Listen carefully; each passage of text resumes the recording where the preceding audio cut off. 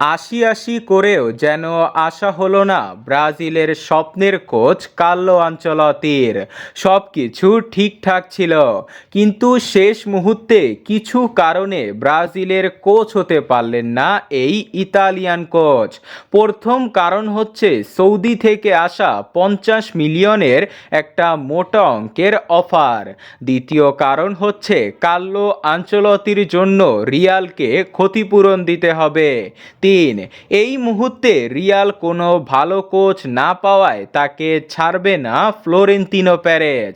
তবে Globo sport ও TNT স্পোর্টসের সর্বশেষ তথ্য অনুযায়ী কার্লো আনচেলত্তিকে পেতে হলে রিয়ালকে ১০ মিলিয়নের মতো জরিমানা দিতে হবে সিবিএফকে। তারপরে আনচেলত্তিকে পাবে ব্রাজিল। কিন্তু সিবিএফ জানিয়েছে তারা আয়ের থেকে ব্যয় বেশি করবে না।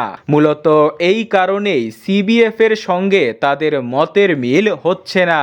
তবে রিয়ালের সাথে তারা শেষ একটা নেগোসিয়েশন করবে। ওই বৈঠকে যদি আনচেলত্তিকে তারা না পায়, তাহলে জর্জ জেসুসের দিকে আগাবে ব্রাজিল।